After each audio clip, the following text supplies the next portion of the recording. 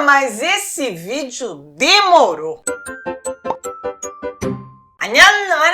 Hoje vamos finalmente falar de um dos doramas mais famosos de 2021 até o momento. O diacho do dorama ficou toda a santa semana que saíam novos episódios no Top 10 Brasil da Netflix. Além disso, ele trouxe muitos novos dorameiros para a nossa comunidade. Sejam todos muito bem-vindos. Saiba que uma vez dorameiro tá lascado, tá? Pro resto da vida vocês vão ficar sendo dorameiro. Vocês daqui a pouco não vão ver mais graça nenhuma nesses seriados dos estadunidenses. A vida é essa mesmo. Seja bem-vindo. E eu confesso que é um dorama que fez assim, eu me senti muito importante com vocês. Ele fez, gente. Porque vocês pediram muito pra eu comentar. Eu fico pensando, gente, o povo quer muito saber minha opinião. Tô me sentindo muito. Muito obrigada, tá? Que vocês fizeram eu me sentir amada. Mas vocês sabem que aqui o negócio é baseado na sinceridade, né? Que eu não fico falando só o que o povo quer ouvir, não. Vocês querem saber minha opinião, eu falo minha opinião. Então tá bom. E se eu fosse você, já curti esse vídeo. Curti o vídeo, porque gente sincera merece curtida, ok? E merece o que também? Compartilhada. Manda esse vídeo pro seu amigo, fala, essa menina aqui do coreanismo finalmente resolveu falar do Vincenzo, meu. Nossa, que menina devagar, manda lá pra ele. Aproveita, você e seu amigo se inscrevam no canal, porque agora a gente tá rumo a 120 mil inscritos. E eu só preciso do quê? Da sua ajuda e da ajuda do seu amigo e da ajuda do amigo do seu amigo. E mais um monte de gente pra gente chegar lá. Então vocês, pelo amor de Deus, se inscreve aí, gente. Clica no botão vermelho, que é de graça e não custa nada. E vai me deixar muito feliz e vai unir mais gente na nossa comunidade dorameira.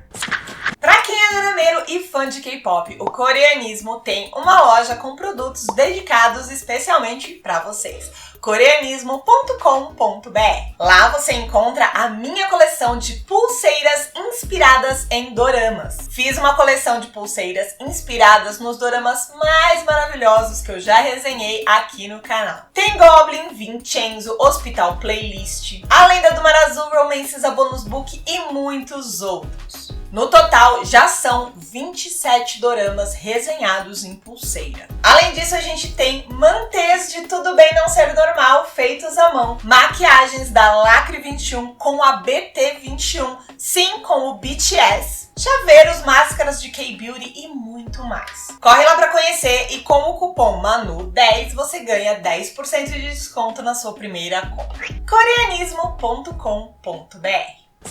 Hoje a gente vai falar dele, de Vincenzo. Vincenzo é um dorama de 2021 da TBN em parceria com a Netflix. São 20 episódios de 85 minutos cada. Dorama que foi exibido agora no começo do ano, do dia 20 de fevereiro ao dia 2 de maio. A gente me poupa, né? Nem tá tão atrasado assim, um mês e meio, mais ou menos, que eu levei pra fazer uma resenha. Nem é tanto atraso. Classificação 15 anos e no elenco estão Song Joong-gi do dorama Descendentes do Sol e dos filmes O Garoto Lobisomem e Nova Ordem Espacial. Aqui no canal tem resenha desses 3 trabalhos do Song Joong-gi e eu vou deixar o link para todas essas resenhas aqui em cima no card. Depois você clica lá, vê o que você ainda não assistiu e assiste. Estrelando também Jong Yo-bin de Save Me, Ok Tae-kyung também de Save Me e Kwak Do-yeon de My ID is Gangnam Beauty e de várias outras coisas. Aqui no canal tem resenha de Save Me e tem uma ficha de ator do Kwak Do-yeon. Se você ainda não conhece esse garoto, clica lá depois, você precisa conhecer. E Vincenzo conta a história do jovem Vincenzo, que é um jovem coreano. Sim, ele tem esse nome aí italiano. Por quê? Porque quando ele era pequenininho, ele foi adotado por uma família de italianos e foi levado para a Itália. Chegando lá, algumas coisas aconteceram na vida do Vincenzo e ele foi parar dentro da máfia, trabalhando como consigliere, ou seja, o conselheiro, o terceiro homem na hierarquia da máfia, aquele que é responsável por dar todos os conselhos. filhos. E Vincenzo, além de tudo, é advogado, ou seja, ele era aquele que, na lei, dava um jeito da máfia sair sempre impune. Quando o chefe da máfia da família que Vincenzo faz parte morre, e aí tem uma troca de chefia e as coisas não ficam muito legais pro lado dele, ele foge pra Coreia do Sul. Na verdade mesmo, o plano dele é ir pra outro lugar, ele quer morar agora numa ilha paradisíaca, se aposentar desse negócio de ser mafioso. Mas ele decide dar um pulinho na Coreia do Sul porque ele sabe que tem uma bolada esperando por ele, uma bolada sem dono, sim, um monte de dinheiro. E o que o mafioso quer mais da vida, além de dinheiro? Quase nada. Por isso que ele vai pra lá. A dificuldade para ele pegar esse dinheiro tranquilamente e ir embora para sua vida de luxo em uma ilha paradisíaca, qual que é essa dificuldade? A dificuldade é, o antigo dono do dinheiro escondeu tudo em uma sala secreta, no porão de um edifício comercial. E no momento tá tendo uma briga bem perigosa ali naquela região. Uma construtora poderosíssima está tentando comprar o prédio, que está no nome do laranja do Vincenzo. Só que as pessoas que trabalham e que moram ali naquele prédio se recusam a sair. São pessoas humildes que batalharam muito para terem seu próprio negócio, para terem o seu próprio sustento. E elas não vão sair dali por qualquer merreca que vai fazer com que elas regridam e tenham mais dificuldade na vida. Elas preferem ficar ali e lutar. Entre elas está o advogado Hong Yu-chan, um dos pouquíssimos, ou melhor, o único advogado decente que a gente vai ver por toda essa história. Yu-chan é um homem que o dinheiro não pode comprar, que sabe que tem que fazer o que é certo, que sabe que a lei está aí para proteger os menos favorecidos e não para fazer o que Vincenzo e todos os outros advogados desse dorama fazem, que é o quê? Fazer com que os ricos e privilegiados saiam sempre impunes de seus atos. Não importa o quão difícil é o desafio, Yu-chan está sempre pronto para lutar. Vincenzo está muito mal acostumado a ser parte da máfia. Ele acha que ninguém pode peitá-lo. Mas é quando passam ele para trás, quase matam o seu laranja e fazem com que a venda do prédio seja feita por conta de uma ameaça de morte, é aí que Vincenzo fica pistola e resolve fazer o que ele deveria fazer como advogado: lutar pelos mais indefesos, mesmo que ele esteja fazendo isso, na verdade, só pelo interesse de tirar o din-din dele do subsolo daquele prédio. Não tem muito mais para eu te contar sobre Vincenzo sem te contar spoilers, e é uma pena, porque o bom do dorama mesmo ainda não está nisso tudo que eu te contei. O que eu posso completar nessa parte sem spoiler da minha resenha é: a personagem principal feminina é bastante irritante. Pelo menos pra mim foi difícil aguentá-la a primeira vez que eu peguei o dorama pra assistir. Eu acabei deixando o dorama depois dos 2 primeiros episódios. Não foi por conta dela ou por conta de eu não estar gostando, foi por conta de tempo, mas no fim eu acho que foi uma ótima. Porque quando eu voltei pra assistir, eu já tava meio preparada que ela seria um saco. E aí foi muito mais fácil de aturá-la. Por isso meu conselho pra você é esse: se você pegar pra assistir e achar a personagem principal feminina irritante, para um pouco, vai ver uma outra coisa e depois você já volta lembrando que ela é meio chatinha. Talvez você consiga engoli-la melhor, assim como aconteceu comigo. E outro aviso que eu tenho pra dar pra você que não quer ouvir spoiler é: Vincenzo é um dorama de comédia e ação. Sim, ele é uma comédia e ele é uma ação. Ele não vai se transformar em um dorama apenas de ação, ele não vai se transformar em um romance. Ele vai continuar dessa forma o tempo todo. Às vezes pendendo mais pra comédia, às vezes pendendo mais pra ação. Não espere nada além disso, porque você não vai ter. De agora em diante, então, eu vou começar com as minhas impressões sobre Vincenzo, e é claro que vai sair um spoiler ou outro. Então, se você não gosta de spoilers, tá aqui a minutagem, vai pro fim do vídeo onde eu faço só uma conclusão e você não escuta spoiler nenhum. Agora, se você já assistiu o dorama ou se você é das pessoas que gostam de spoiler mesmo sem ter assistido, bora continuar! Vou começar falando um pouquinho de produção e depois a gente vai pro roteiro. E como eu disse, eu vou ser extremamente sincera nessa resenha. Então o que eu disser que eu gostei é porque eu realmente gostei. E o que eu disser que podia ser melhor é porque eu realmente acho que podia ser melhor. O que faz um dorama ser bom para uma pessoa não é o que faz um dorama ser famoso. A fama de um dorama tá ligada com a opinião da maioria, com a reputação dos atores envolvidos, com o marketing que é feito em cima de dorama e um monte de outras coisas. E a opinião de uma pessoa tá ligada apenas e exclusivamente com a opinião daquela pessoa, com a vivência daquela pessoa, com os gostos daquela pessoa e com o que aquela pessoa espera ou não espera de uma obra quando ela assiste. Então o fato de eu falar que algumas coisas pra mim ficaram a desejar em Vincenzo não invalida a qualidade do dorama, não faz com que o dorama seja menos importante ou que não tenha valor para a comunidade dorameira. Tô desenhando, gente. Porque sempre que a gente tem um hype, eu percebo que existe essa necessidade de a gente lembrar para as pessoas que nem todo mundo vai gostar de tudo. E sim, Vincenzo é um hype. Entendemos, né? Então vamos lá. Produção. Falando de elenco, o elenco como um todo é um elenco brilhante. O dorama não é carregado nas costas por ninguém, muito menos pelos personagens principais, pelos atores principais. Todos os atores de Vincenzo trabalharam muito bem. Tô me referindo aí aos papéis menores, ao pessoal do prédio, por exemplo. Não tem nenhuma atuação fraca ali. Por mais que muitos personagens apareçam bem pouco em tela, todos eles convencem a gente. A gente vê que todos se dedicaram muito ao trabalho e todos fazem um trabalho muito bacana. Isso é ponto positivo para o elenco, mas também é ponto positivo para o roteiro, porque o roteiro desenvolve bem essas personagens, mesmo essas personagens menores. Eu, pelo menos, não fiquei com a necessidade de saber mais sobre a vida de ninguém. Em momento nenhum, eu fiquei me indagando por que alguma personagem agia do jeito que ela agia. Eu senti de verdade que o roteiro era muito bem explicado. Song Joong-gi e Jo Han-chol fizeram um ótimo trabalho e o Jae-myung fez uma participação esplêndida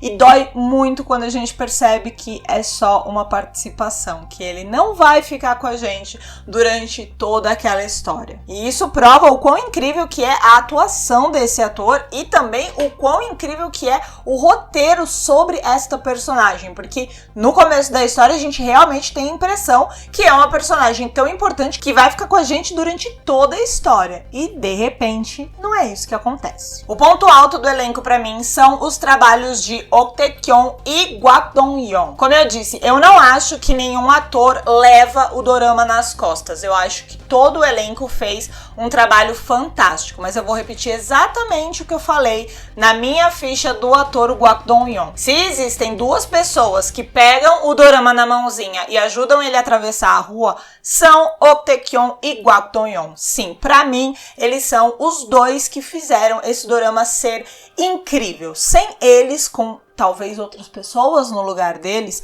interpretando as personagens de uma outra forma, talvez o dorama caísse de maravilhoso para ok, um dorama ok. Porque, sinceramente, se você for analisar o trabalho do Seo Joong-gi, ele só foi o Seo Joong-gi de sempre, que é um ótimo ator, mas a gente não viu nada além do que ele sempre entrega. E não é boniteza que vai fazer eu dizer que ele é o melhor ator ali naquela produção, o que não quer dizer que ele é um ator ruim. O que só quer dizer que ele é um ator muito bom e outras duas pessoas conseguiram se destacar ainda mais. Ok Tae-kyun faz com que a gente fique do lado do Vincenzo o tempo todo e que a gente entre no modo máfia. Enquanto a gente vê o dorama, não é por conta da boniteza do Seo Joong-gi que a gente esquece que ele é um assassino, assim como os outros personagens do dorama. A gente esquece que Vincenzo é tão bandido quanto os outros personagens porque a gente tem um vilão daqueles que a gente quer ver sofrer. É um vilão que coloca tensão na tela o tempo todo. A gente tem medo do que vai acontecer o tempo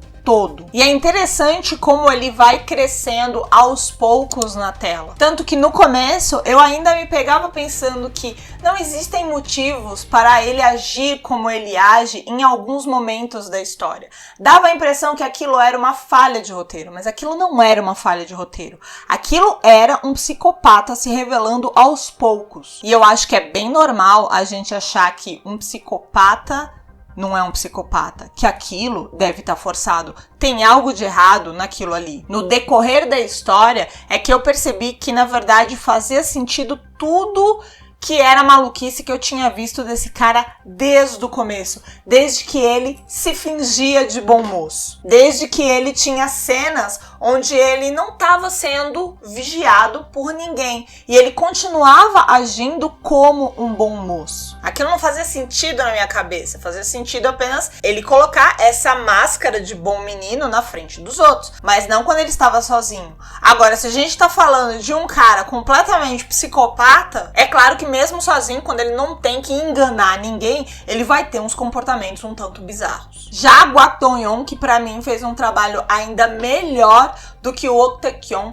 fazia com que essa tensão criada pelo Ok Tae-kyun ficasse ainda mais pesada. Era perceptível o medo que ele sentia, o pavor que ele sentia. Ele nunca sabia se ele queria agradar, se ele agradava com medo de acontecer algo contra ele. Ele não sabia se ele queria enfrentar o irmão ou se ele queria sempre ficar como um capacho. Além do que a gente pôde ver como a personagem foi se transformando conforme ela ia descobrindo que existiam pessoas que não iam ceder a quem impunha medo nelas. Quando ele percebeu que o Vincenzo era o cara que não ia ceder pro Jun-woo, que era o cara que talvez pudesse parar o Jun-woo pra sempre. É aí que ele começa a relaxar, é aí que ele começa a se sentir com um pouco de esperança de talvez um dia estar numa situação segura. É com certeza o personagem com o melhor arco de desenvolvimento e é o ator que pra mim fez as melhores cenas, inclusive salvou cenas super importantes e que foram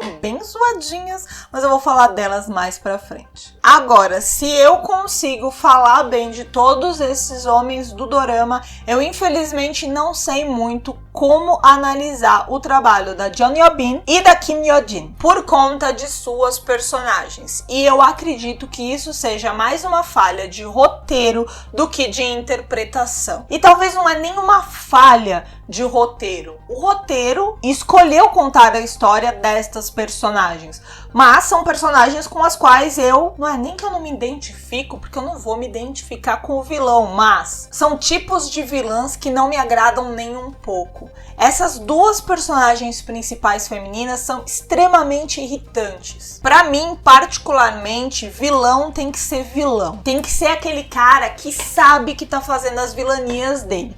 É claro que na frente de quem pode colocar ele na cadeia, ele vai fingir que não fez nada, que imagina, ele é uma grande vítima. Jun-woo mesmo é mestre nisso. Então não é isso que eu espero de um vilão, sinceridade, olhar na cara da polícia e falar assim, eu sou o vilão mesmo. Mas até o Vincenzo, que é o anti-herói da nossa história, sabe a todo momento que ele é da máfia, sabe que ele não é nenhum santo. Já as duas protagonistas femininas, elas duas agem como se elas fossem grandes vítimas do comportamento do outro lado, já que uma tá do lado do Vincenzo e a outra tá do lado do Jun-woo. Tudo é um grande drama. Tudo elas agem como se o outro lado fosse um grande vilão e elas estão fazendo tudo certo. E é meio bizarro isso, porque a advogada Myung-hee, ela fala várias vezes que ela sabe que ela é do lado do vilão, que ela sabe que ela tá do lado do mal,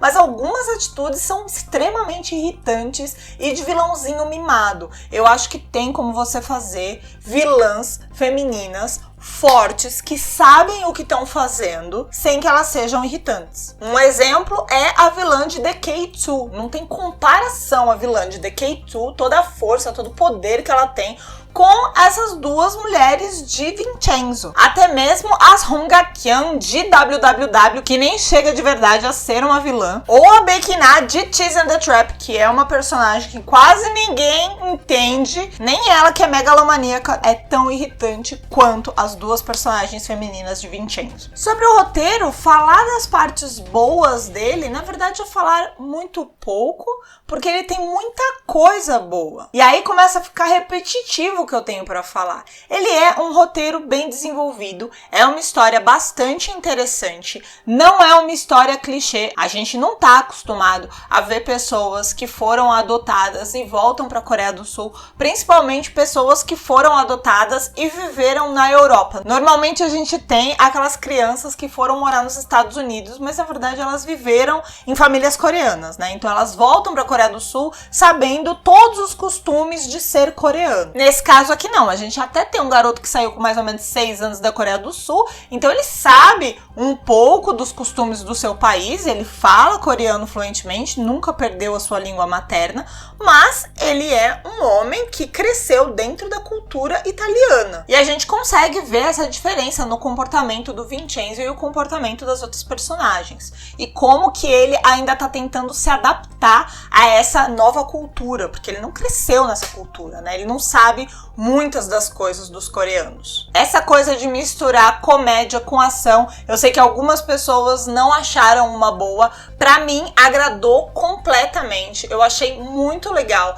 Ela é uma comédia que começa nos primeiros episódios meio escrachadinha, se ela pesasse um pouco mais a mão, talvez eu não tivesse a mesma opinião, porque eu não gosto de comédia pastelão, daquela comédia forçada que quer arrancar um riso de você, mas não, a comédia de Vincenzo, por mais que ela seja um pouquinho escrachada, ela é quase um Trapalhões nos primeiros episódios, e depois ela vai ficando mais leve. Além disso, ela tem sacadas muito boas, ela faz referências a outros trabalhos do Seo Joong-ki, ela faz referências a outros doramas da própria Netflix, como a cena onde Pousando no Amor e Itaewon Class foi mencionada. Pra mim é maravilhosa aquela cena, gente. Quando ele chama o garotinho de projeto de Park Seo-hee, mas eu tive que assistir acho que umas 3 vezes mais aquela cena, porque eu não parava de rir. Essa coisa de trazer a máfia também pra dentro do dorama, a gente não vê esse tipo de coisa, principalmente em doramas de comédia.